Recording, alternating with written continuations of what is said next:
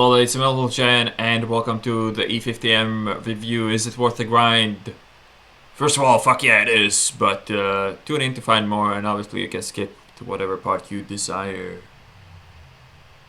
So let's start with the tier 5, the VK3001H. Used to be a medium tank, now it's a heavy tank. There might be some difficulties with the crews regarding that, but I think you need to know it's a light tank that's as slow as a heavy tank with a tier 7 gun in tier 5.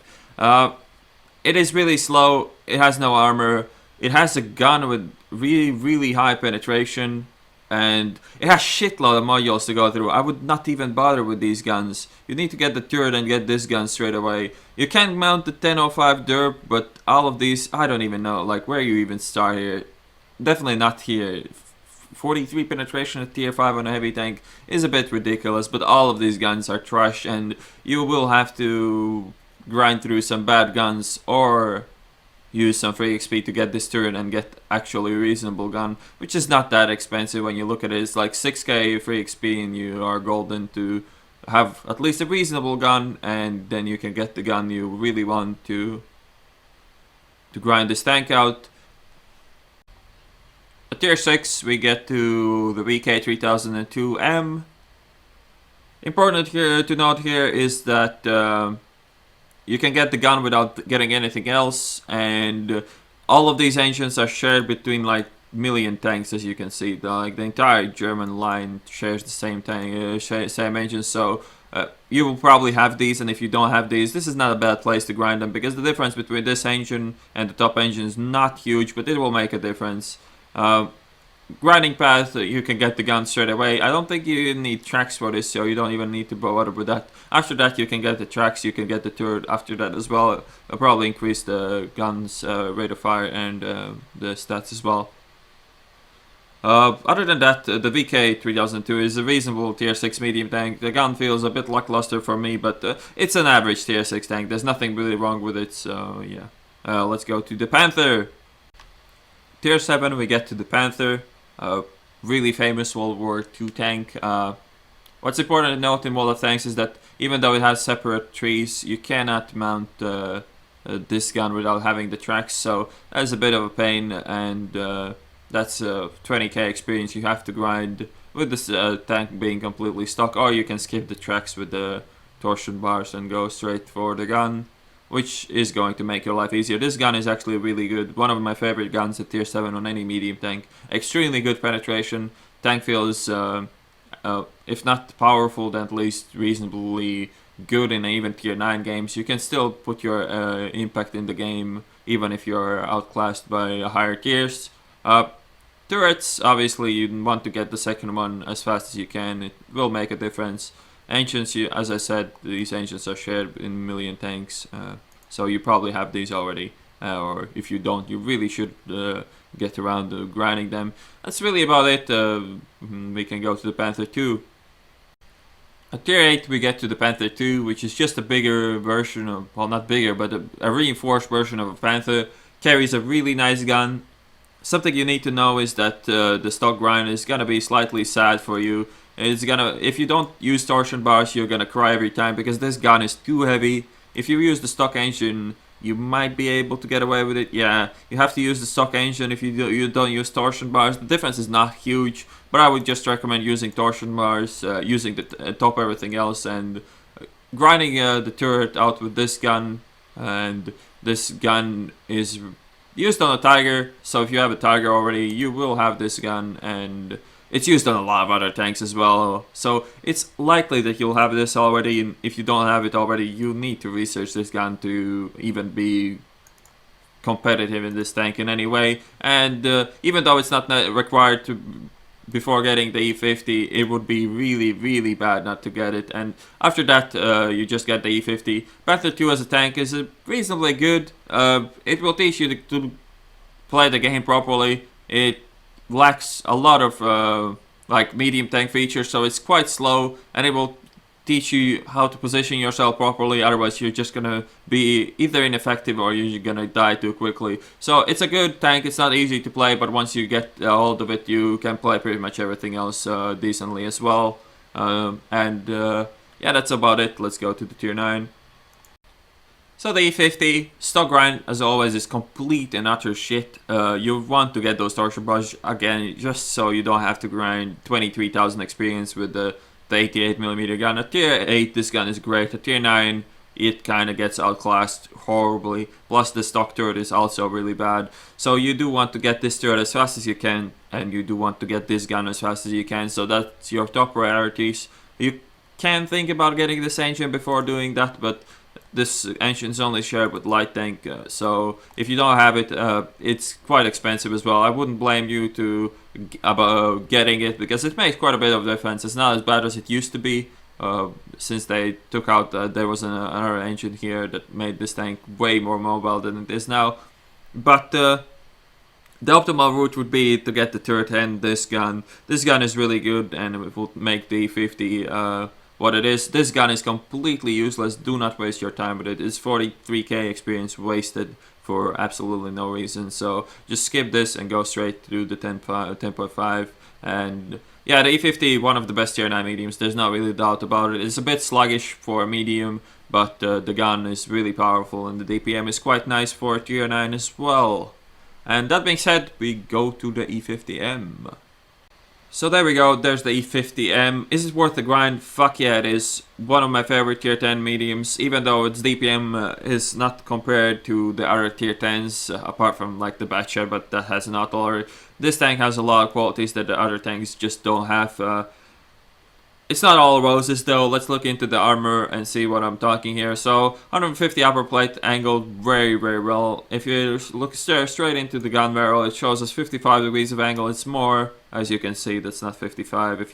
We can't really look straight into it, but as you can see, the armor values get ridiculous once you start using your gun depression. And even when you don't, I mean, the tanks you're gonna be facing, it's not gonna be like they're gonna pen this like cheese. I mean, Russian mediums are low on the ground compared to you, so they're going to be shooting up, and once you angle this plate just a bit, it gets really strong, as you can see. The thing is, side armor is 80, it's flat, so you can only do 70 degrees here, and even less because the normalization of the shells. But once you get below 70, there's no armor here at all, so that is something you need to be careful of. Just do the 70 degrees and nothing else, not more than that. Lower plate, 100 armor. Really bad. There's no gearbox or no engine behind it, so you're not gonna have to be afraid of engine damage or fire frontally. But this is super easy to pen, so you need to be careful of that. This side skirt does not work like Russians. There's no 700 armor magic here. You can get some ridiculous values if you angle it a lot, like 300, something like that, but it's not Russian, so it's not magic. Turret is flat and it's not very good. 185 armor. It's not a big surface to pen, and this tank can wiggle and move quite rapidly, so it's not the worst thing ever, but every shot that hits this flat zone is gonna pen it. There is a gun mantlet in the middle that is going to bounce the shots, and the sides of the turret are ricochet zones. They're just angled too good. It's 80 angle on both sides for 80 armor, which means that this cannot be auto-penned by anything. Cupola I would not bother with, it's just too good. Well, not too good, but it's not weak enough compared to the rest of the turret. So it can be penned by tier 10s, but I would not bother, as I said. When we look into the substats, we kind of see, we're comparing it to the 62A, as we always do, compare things to Russian tanks, just to keep things in check. Maneuverability and aiming circle spread, as we can see that it's mixed here. Let's look on the full speed traversing. The turret traverse is worse, so the spread is gonna be better, and full speed moving and traversing is worse. The same kind of thing you can see in mobility. I mean, power to weight ratio on this tank is better than on the 62A, so as long as you don't look into any soft stats, this tank should be faster than the Russian mediums, but it just is not because of these stats. And you can see this in game, I'll remind you. So basically you got sold on this huge engine power and nice power to weight, and then you get buried by these stats that you cannot even see. So this is 50% worse than on the Russians. Again, 50% worse, even more, 60% worse, and this is slightly less than 50, but still these completely cripple the mobility of the E50M compared to most other medium tanks. It's not still horrible, but you can feel that this is not 19.26 power to weight is not representing the mobility of this tank at all, so that is something to mention. That being said, let's get into the game. Since we have 2 of them, let's get on in it. So here we go, first game playing on Hidden Village. The map that got reworked. Before the action starts, let's get into some details about the tank. So you saw the engine power, which was 1200 horsepower, completely gets buried by the terrain resistance. It's still not horrible, as you can see the tank accelerates reasonably well, but it just is not as fast as the horsepower to weight ratio would indicate. View range 400 meters, makes it ideal with coated optics. Turret traverse 30 degrees per second, quite sluggish for a medium, but hey, you can deal with it as well. Average damage 390, penetration 270, highest penetration of any of the tier 10 mediums. DPM stock value 2437, second lowest DPM of all the tier 10 mediums. Only the Basha has the lower DPM, but that's due to the autoloader. Accuracy 0.3 meters, which is really good. One of the probably also the best value accuracy value shared with the Leopard 1, I believe, and aiming time 2.1 seconds, which is not as good as on the Leopard, but since the tank is slightly slower than the Leopard, well, not slightly, but since the tank is slower than the Leopard, the aiming time still feels really responsive anyways. Gun depression -8 and elevation +20. Note is that the gun depression -8 is only to the sides of the tank, and to the front it's I believe 5. So you might have to make some adjustments in your angling if you cannot find the gun depression you need. And that is about everything there is to say about the stats. So the gameplay wise, rushing up this hill as fast as I can. They didn't really have any medium tanks, so I could do this quite reliably. Taking our IS-8 really quickly is also good. Kind of stuck here with these light tanks. It's quite annoying, especially this Type 62. I mean, what are you thinking, man? You're dealing with 2 tier 10 heavy tanks and you're trying to get shots off. I mean, it's a fucking E100. Even if you do shoot him, you're fucking bothering me, and I don't want to block him to get him shot, and that's why I missed out on the shot I could have if I had enough gun depression, and if the Type wasn't taking out the best spot possible. So now the E100s get up here for free, which is also pretty bad. I'm gonna be the first one in the line, and the E5 will have to sit behind me. Bounce off the E100 shot while tracking him, which was the best possible scenario there. Gonna shoot the E100 that's not looking at me. That's just common courtesy. When somebody's not focusing you, you shoot him. And the other guy, if he's gonna play passive as he is now, he's just gonna let his teammate die for free. So for what we have seen so far, I've covered a lot of bad things about the E50M. So what makes it good? Obviously the frontal plate. Best armor on any of the medium tanks. It makes the armor quite strong, and I'm just gonna try to bait out a shot from that E100, but he's just not shooting me. So I'm not really sure what to do here. Since he's turning his side of the turret, it's quite obvious what to do. Look at that Type. What are you doing? That is just truly retarded. I mean, why would you even bother? You would just look for some other things to shoot at. You wouldn't fuck around with an E100. And since now he's completely blocked off the way, I'm gonna go back. We are getting capped on the other flank quite quickly, so if I don't make it back in time, we might run into quite a bit of trouble.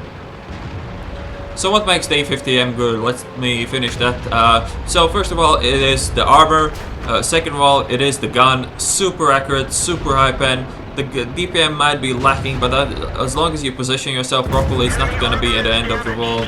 Shots like that are awesome when they hit. It's not like super accurate on the move, but still, it gets the job done. And who puts rocks behind trees? Fuck you, man. Fucking stealth rocks. So this looks a bit stinky, and what's even worse is that they stopped capping, so my help was not needed as I thought it will be.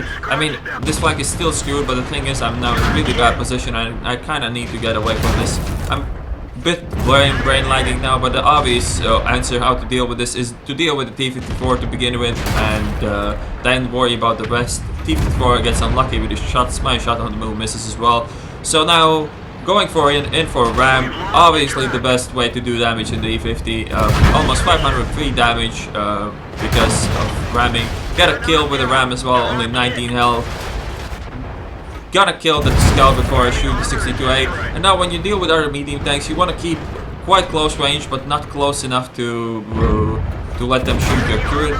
Well, not you don't want to face out and stay still. You want to stay away like 3-4 meters and move forwards and backwards, like so. You can see he's panicking, he's shooting my upper plate. That's never gonna pen. He can even bounce off that with heat. Now he don't tracks me and I get a kill.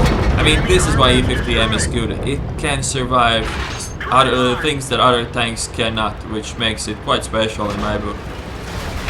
And yeah, the DPM is bad, there's no denying that, but as long as you position yourself properly, you're gonna trade shots anyway, so it does not matter that much. I mean, the worst case scenario is that your enemy always gets the drop on you if you are trading shots at range, but the upside to that is that this gun does not miss unless you miss, so it is mostly your fault when this doesn't penetrate or hit light, I adjusted that shot a bit too much and hit the turrets instead of the E100. But now, I mean, aim at the lower plate and pen it. It's as simple as that, really. So this game is basically over now. The only thing left to do here really is to find the T95 before he finds any of us. Put one more shot into the E100, which makes him a one shot for pretty much everything now. Another shot. This was just hoping for pure luck and hoping to get some insane RNG to kill him. Now I'm just gonna go to the left and see if I can find that D95. Probably isn't that far away from the base anyways, and he probably still is in the base. But as it turns out, he is right here. And now a sequence of pretty bad shots. So first of all, I should have aimed and make sure that I track him there. So he has to use his repair kit. And this play is also not the best ever. Gun wiggles, don't get the stabilization off, and I drove too far. He could have easily shot me there. He had a clear shot, but he got unlucky, so he shot the ground. Aiming at the cupola, get a free shot because he missed, and now I'm just gonna relocate to the other side, make him move as much as I can. I mean, he can still catch up on me. I cannot move around this hill quickly enough, and the cover is not small enough for me to annihilate this guy, but try to put one shot into the side. He was turned enough for me to bounce off, and now, I mean, I could get this cupola pretty much before he can shoot me. That seemed to have gone through the cupola, but hey, I'm not sure. And there's the E100, he's going for me, so I'm just gonna wait here. I mean, my backup is gonna arrive and kill him reasonably quickly. And now the T95 still staring me down, even though there's death approaching from the other side. That was a bounce off a flat cupola of the T95, just an unlucky RNG, I guess, and I should be able to finish him up here. And there we go, there's a kill, and that's the game. So let's take a quick look at the end plates. So 1818 experience with premium account, ace tanker, high caliber, 6300 damage around, 4 kills, a decent game for me. I'm not gonna hang here too long because let's get into the second game. Holy shit. So the second game, playing on White Park, no, this is not White Park, this is Siegfried Line, I'm pretty sure. Well, whatever the fuck it's called, playing on this map. Pretty good lineup for me. They have no heavy tanks with like a super good turret armor, like an IS-7, IS-4, something like that. So I'm gonna head straight to the pocket, which is how I call the place I'm heading to. You'll see what I mean when I get there. And not gonna be playing passive this one at all. I mean, it's a really good matchmaking for me. There is one arty, but it should not make that much of a difference anyways. And it seems that I might have a present running right into my hands in the form of that backshot. Could get some epic ramming damage here. Let's go for it. Go for a track. It probably cost me quite a lot of damage to track him like that, but at least he's not going anywhere. He didn't repair his track with the repair kit though, so that is something I need to be aware of. This T-34 behind me is as useless as you can really get. I mean, I need to face the batchet at all times, and the T-34, he didn't put a single shot into that batchet. Somehow I managed to do that. And the batchet actually got away from that, which is quite amazing, but still, I cannot really complain about my trade. I mean, I got 1200 damage and only took like, what, 300, so it's not horrible. It could have been better though. So we have light tanks behind us, and the E75 is in front of me. Now I'm making a really poor play. I shot the E100 and then I shot my side of my turret to him. And I realized that the play was horrible just when I did it, and that was too late already. So now I'm gonna get into this pocket and ignore this T-32 and hope that it doesn't bother me anymore in this game. And now you can just see and appreciate the accuracy of this gun, just planting shot after shot into that cupola with no trouble at all. Another shot, a bit of a low roll, but I'll take it anyways. I mean, these shots are becoming worse and worse by every time I fire, and this was just hoping for luck, really. There was not much else involved there. The T-34 thinks he can push on me, but he really cannot. I mean, my position is quite a bit stronger than his, and he's getting focused by other people as well. Get my aim off way before the T-34 even knows what happened, and he's dead already. So the next threat is the bulldog that is shooting me in the track. I mean, I'm not really afraid of him killing me because my angle is way too good for that, and I'm gonna pick up his kill if he's not gonna move, and somebody else does it before me. He kills the T-32, which I'm not very sad about. And a new visitor, T-32, his cupola is a bit tougher, but still, 270 penetration doesn't give a shit about your tougher cupola. It's still gonna be penned like cheese no matter what you do. And now he's offering his side to me, so I'm gonna take that as well. So that's extra damage for free, which is always nice, even though it's only tier 8, so it's not like the end of the world for the enemy team anyways. So now it seems quite quiet from what's happening. Nothing really is happening, and I'm just peeking here to see what I can get. The 268 is in cover, so the T-32 might be proxying me. But what seems to be the case in this game is that they don't have anybody on the 0, 9 or 8 line at all. And now look at this tunnel vision. I completely ignored the 704 and he still managed to miss me, which is really lucky on my part.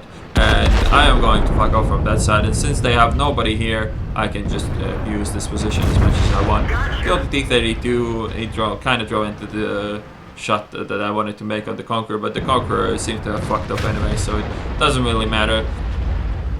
Now I guess I can go for the 704, he should not be focusing me, and it should be that easy for him to spot me anyway, so it should be an easy shot, an easy kill on him anyways. I'll get a tracking shot off, and he is kind of skewed, he just fired as well, so I definitely have a drop on him. I'm not sure if I have 2 shots, I probably do have 2 shots, I am not sure, maybe I don't. 704's reload is actually pretty damn good, but I will go for the shot anyways, and I get it before he reloads, so it's all fine. As you can see, when this tank deals with tier 8s, it's quite tough for them to do any damage to you. I mean, at range, when you're in some cover and engaging them that way, it's just impossible to beat, really, by tier 8s. So now, there's the score is 7-5. The game is still quite close, so I guess we can't really risk it all at the moment. I don't even know where that shot went. The car exploded, that's for sure, but how it did not bend the E50, I have no idea. Gonna try to get a shot on the E50, since he's gonna be trying to get the revenge on the Death Star for shooting him too much, and he doesn't pen.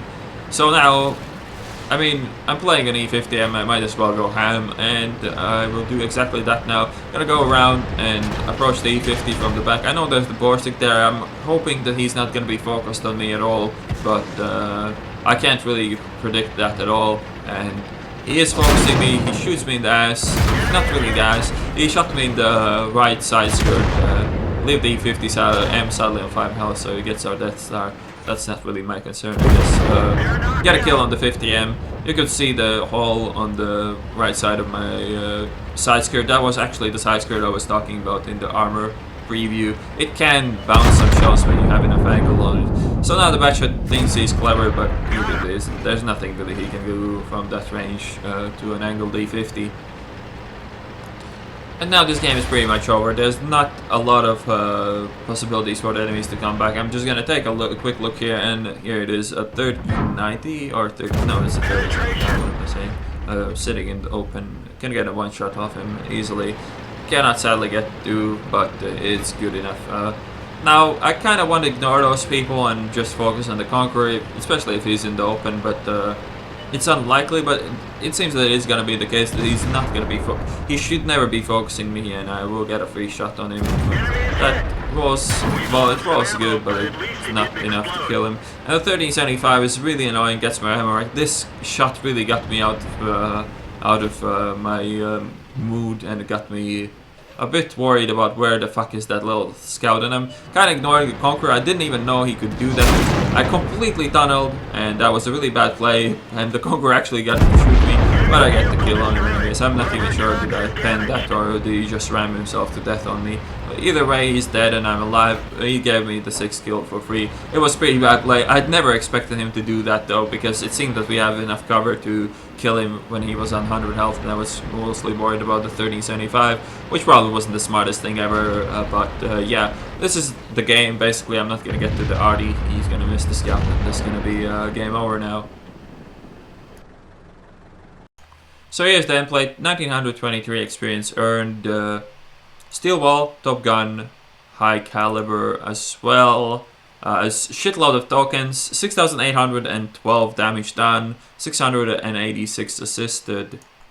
So to wrap things up, is the E50M worth the grind? Fuck yeah it is. First of all, the line is decent enough. It's alright. The line is good, and the E50M is one of my favorite tier 10s. It lacks in DPM, but it makes up for it with a great gun characteristics, apart from the reload, and excellent armor, and it's a beautiful machine, and I really do like it, and I do recommend grinding it as well.